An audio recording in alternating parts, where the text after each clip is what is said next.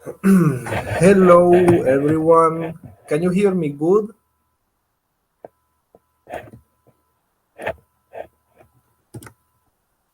Okay, thank you, Jessica. So I think it's okay. It's normal. It's 1 more minute and I start, so I'm gonna wait maybe a minute. Well, so I think it's time to start. I'm going to start talking, and if people come along, that's good. So first of all, I want to thank you for being here. I hope you're enjoying Medium Day. I am. I want to thank Medium for organizing all this. So thank you, Medium. My name is Eric, and I'm going to talk to you about an article I wrote called Bridging the Gap, My Journey to Becoming a Data Analyst at 34. So basically, yeah, this is the story of my career transition. I want to talk for about 15 minutes, more or less, and the rest of the time we can do some Q&As if you have questions. Before I begin, I would like to say why I decided to write this article. And there is basically three reasons. First of all, I like writing, so that's why I am on Medium in the first place. The second reason is that it's for me personally writing about my path, because I mostly write about technical stuff. Writing about my path and my journey has helped me realize how many things I have done to come where I am, and it helps me a little overcome imposter syndrome and all that. So yeah, I think it's been a good experience for me. And the third reason is I personally like reading other people's stories about their successes and their failures even sometimes. And so I imagine it like we all have different lives, obviously, and we can learn from each other. Obviously, nobody is gonna have my life. I'm not gonna have anybody's life either, but I can take pieces or elements from other people's stories and like a puzzle, and they make my own composition. So maybe talking about my own experience can help others. I hope it does. And so that's why I wrote it. I'm going to share the article in the screen. I'm not going to read it, just so you have it. I'm going to try to talk as it comes. And we'll see what happens. Okay, share screen. Okay, so you should be seeing my article right now on Medium. So yeah, before I begin, I also would like to thank Better Programming. It's the publication that published my article. So thank you to them, their whole team. I'm very grateful. And these are pictures I actually take. So I am just a hobbyist photographer, but in fact, I attended before today on Medium Day a fantastic conference about using photographies in your articles. So if you watched it, it's great, and if you didn't watch it, you can watch it because they're recording these videos. So yeah, this is Bergerac, the town where I live. So let's begin. So I am Eric. I am 36 right now. When I wrote this article 2 months ago, I was still 35. Um, I am a data analyst. I work for a very big insurance company here in France. And yeah, it's been about a year and a half. My journey to becoming a data analyst. So before this, I was a vineyard technician. So nothing related to technology, all that. Before becoming, before I was a vineyard technician, sorry, and I want to talk to you about my path. So I divided the story in three parts. I first want to let you know a bit where I come from and what I did before starting to study technology. Then I want to share with you how I well, what's what I did to learn the stack and why I learned it. And then I want to end by telling you a little about how I actually landed my first job without a diploma. So I was born in Spain. I'm half Spanish and half French. Right now I live in France. So I speak Spanish and French since I'm little, and also my wife is an American citizen. Not that this is very important. I don't want to talk too much about my life, but when you're born in a non-English speaking country, speaking English is like part of the things that you have to learn to work in tech, I believe. So I just thought it was honest to say it, and because that's actually something I didn't have to make efforts to learn. I don't obviously have a perfect English at all, but it's sufficient. Um, at high school, well, at school and then at high school, I was an okay student. I was not great. I was not terrible. But I had no real passion about anything, no dream profession. So I completed my high school and I did 1 year of chemical engineering. Well, kind of. I enrolled, we're gonna say. It was a terrible year. I had a bad attitude, we're gonna say, towards life. I kind of partied the year away. Yeah, I'm not very proud of that, but it's done. So I remember I didn't like it, and I especially did not like one class, and that was programming. So just to let you know that I was not passionate about tech when I was growing up. In fact, my passion was more like living in the country. That's what I really wanted to do. Well, that's not doing something, but that was like one goal that I had. After that wasted year, I enrolled in biology. I, and that I completed my Bachelor of Science in biology. But I was not either passionate about it. I liked it, but I was not passionate. And when I was doing my school, I was thinking, what am I gonna do after this?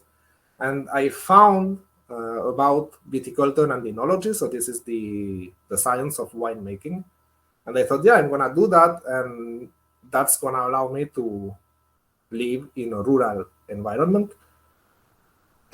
And after my studies of biology, I went to Bordeaux, where I did a master's degree in viticulture and enology. And short after that, I started working in the wine industry. Today, when I look at my short experience in the wine industry, I'm gonna scroll down a little. So yeah, it's about here. Today, when I look back at my short experience in the wine industry, it's not a negative. It's not negative overall. It's allowed me to live in the country, which was my primary goal. I've lived in villages of population 10 to small towns where I am right now, for example, Bergerac.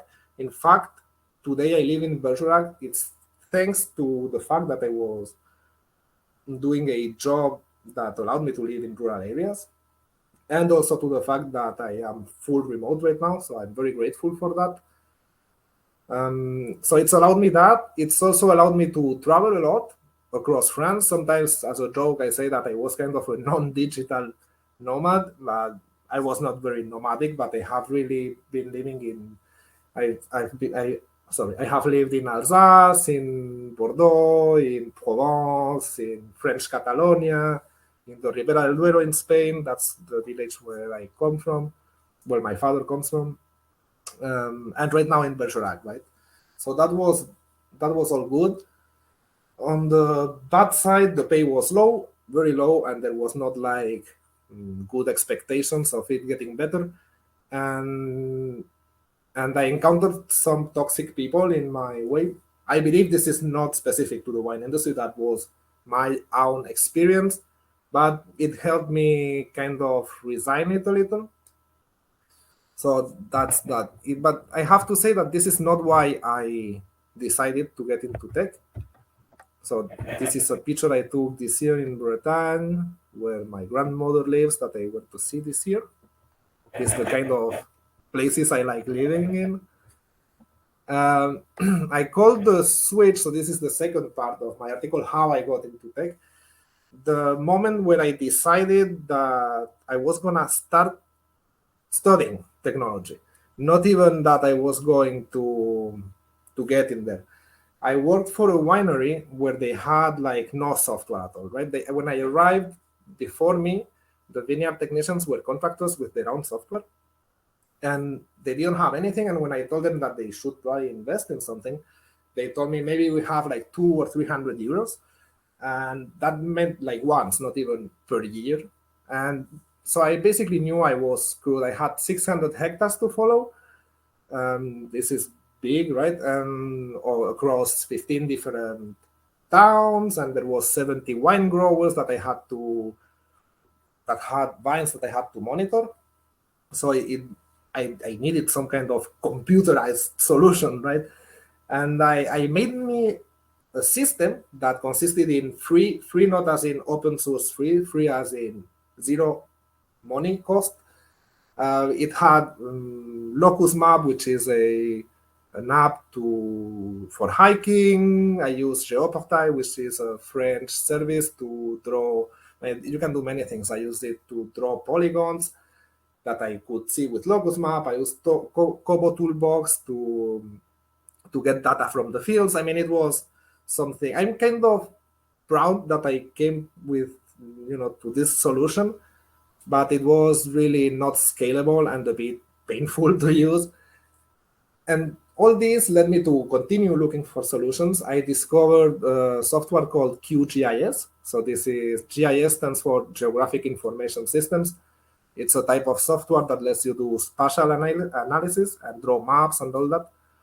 But it was too wide and too big, right? So I learned how to use it, but to extend it, you need to use Python. And that's how I started learning Python. And after that, my path was the following. I learned Python. I enrolled in the Python for Everybody Coursera specialization. I believe it still is nowadays the most successful Coursera course ever. It's a great course. I totally recommend it if anyone wants to learn Python. It's great. And when I finished that course, I knew that I only knew two things. One is that I loved programming, and the other one is that I knew that I had not the skills yet to build what I wanted to build. So after that, I enrolled in university again. I did this while studying. No, while working, sorry. I was still working in the winery in French Catalonia. So I enrolled in the University of Paris, but these were distance studies. I completed the first year. It took me 2 years to do it, but I completed it. I learned a ton of stuff, how to use Linux. I learned some of the web stack. There was a course of Python tools that was great. Yeah, I'm overall I'm satisfied with what I learned, but I had to move because I changed jobs after 4 years in Perpignan. I moved to where I am right now in Bergerac to work still in the wine industry. And with that moving, I stopped university also because the key moments of the semester were key moments of the vine cycle, which are the harvest is the beginning of the semester, and there is usually exams there. That's September, October here in France.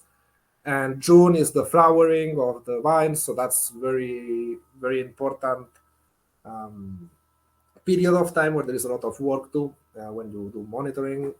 So, and that's the end of the school semester, right? So there was that, and also I thought there were better ways to learn all this. I could scroll down a little. Sorry, I'm talking and not really following. I'm trying not to read, right? So this is what I already talked about, the learning process. And well, yeah, about here, maybe we can leave it here. When I moved to Bergerac, I started working for an association, still as a vineyard technician. And instead of studying too much, I started writing some code. Today, when I say it, I think, oh my God, It's not great, but actually it did what it had to do. So I used little scripts to make my life easier at work. I coded all days at night or during weekends, and I really was loving. I even wrote, a QGIS plugin, so I'm kind of proud of that. It's like a milestone for me because I was kind of obsessed, right? Like I wanted to build a QGIS plugin no matter what, and I did it. The code is not great, but it works, kind of, right? No, not kind of, it works. Yeah, I was really loving programming and all this, so I thought, well, why not make this my profession? And that's when I decided that I was going to get a job in tech, no matter what. I didn't feel quite ready, so I decided to. This is the changing process. I'm gonna leave it here at the picture. Um, I decided that. So I enrolled, in. By the way, this is the third part of the presentation on how I get my first job in data analysis. I enrolled in two Coursera courses. One is the IBM Data Science Specialization, and another one is the Google Data Analytics, also specialization, both in Coursera. I wanted three things. One, I needed something to put in my resume, to write it, to decorate my resume, if you wish. I needed projects for my portfolio, so I used those two projects along the scripts that I wrote at work. Well, it was not at work, it was after work, but I used them for work.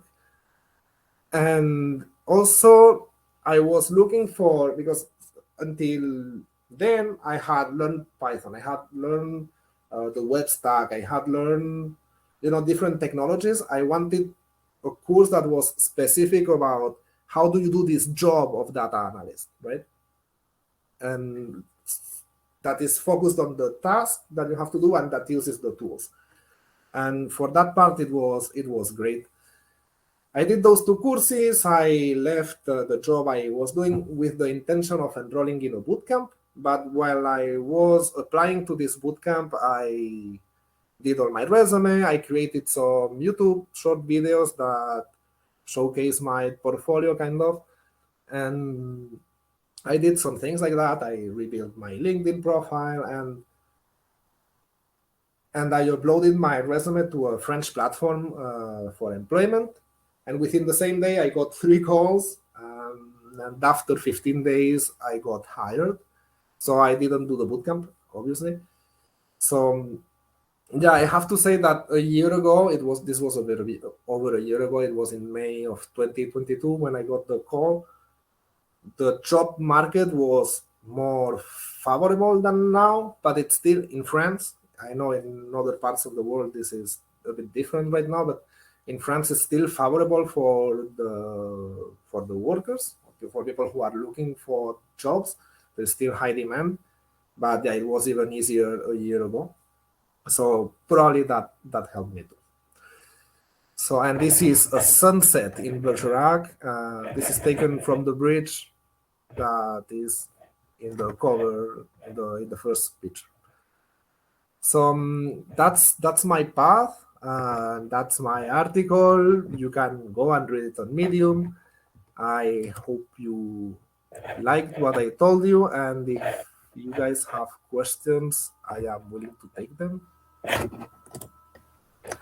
Okay, so Alvaro, I don't know how you. Okay, approve. Alvaro says, what are the three most important courses MOOC you did and the cost of them? So MOOC is, you probably guys know, but it stands for Massive Open Online Courses. Coursera is a MOOC platform, and the accessing the MOOCs is actually free. The Python for the Python for Everybody specialization I took, I didn't pay anything for it, so that's why I don't have the little certificate they give you. And that's probably the most important one because that led to everything else, right? Without that one, without learning Python, I would not have learned all the other things. The Google Data Analysis certificate was very rewarding for me. It really helped me conceptualize the job of a data analyst a bit better. And well, after that, I have done other MOOCs that were more specific to what I do right now in my job, like about data warehousing. That was very good too. All of them in Coursera. I have only done MOOCs in Coursera, excepting for very long ago. I did some MOOCs, but it was not related to tech. And thank you for the question, Alvaro. So Norella C, your story is inspiring. I come from a human science field and started to learn Python this year. It turned out I liked it. Now I know how to build mini projects like games.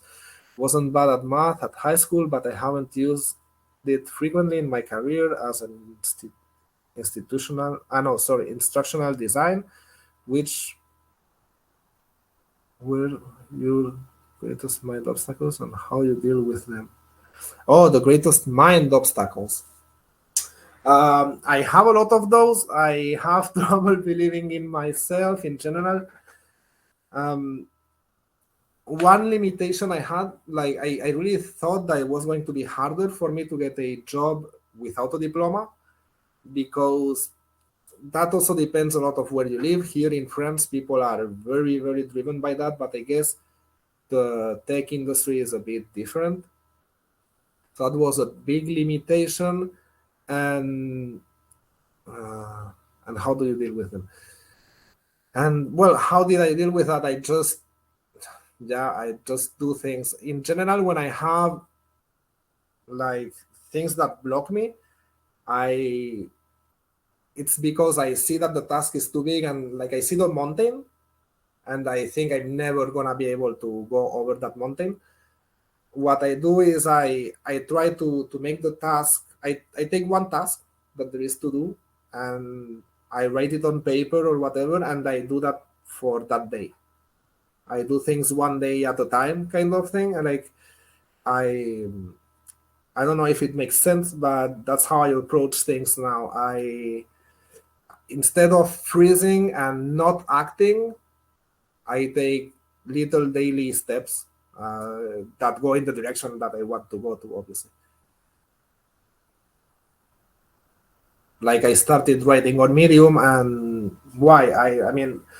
I thought for a long time, it would be good to write on Medium. And one day I thought, well, then write one article and you'll see what happens after that, right? And and that's how I started this year.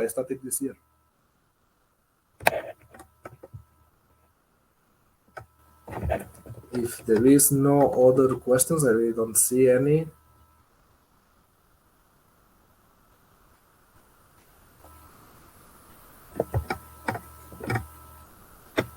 I did not prepare anything else. I could talk about how this year has been going. So I think I've said it at the beginning, but this first year in data analysis, it's been really, really good for me. And just to follow with the answer I was giving to Norella,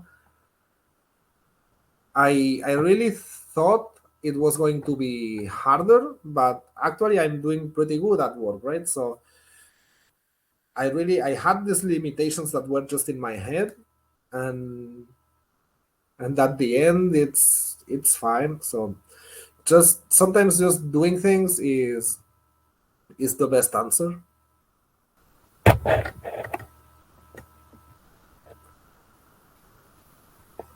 Okay, so I think we have 5 more minutes.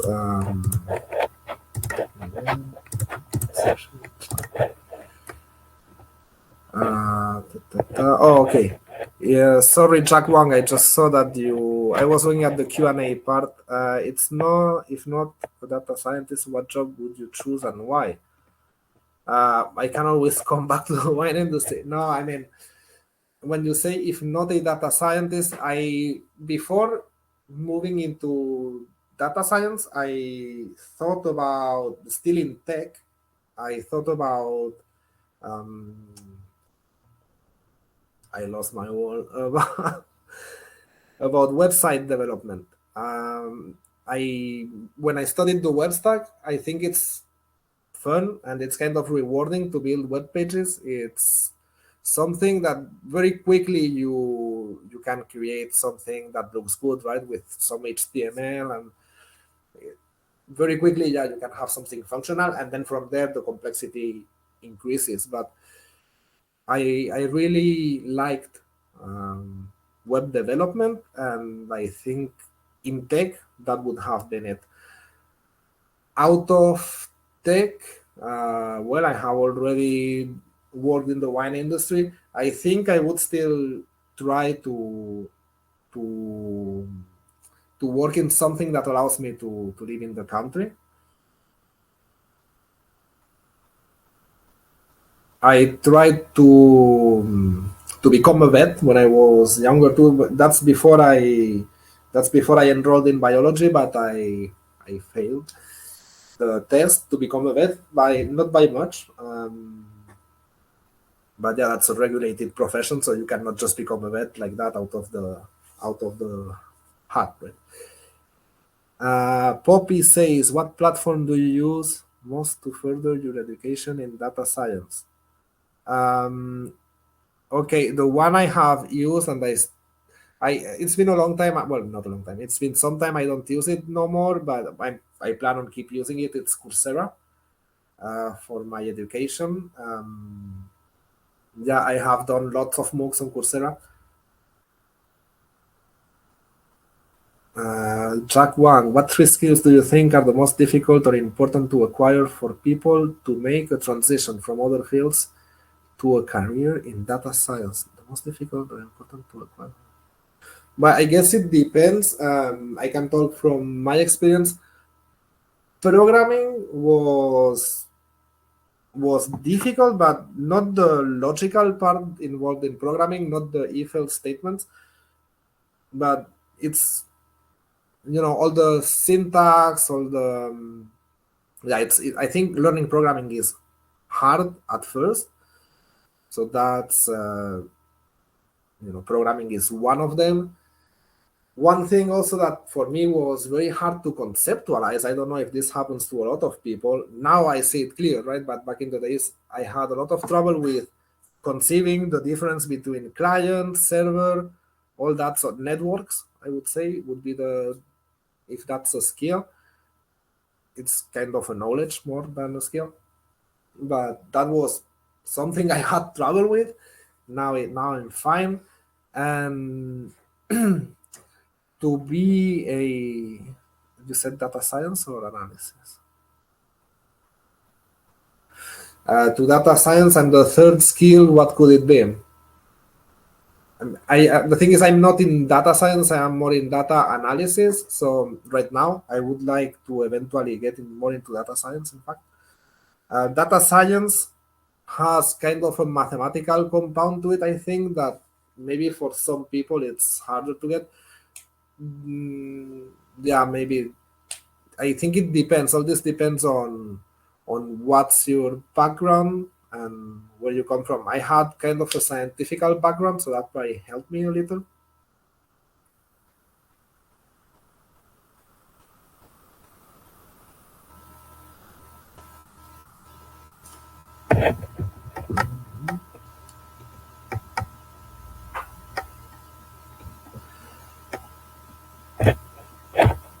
So it's 9.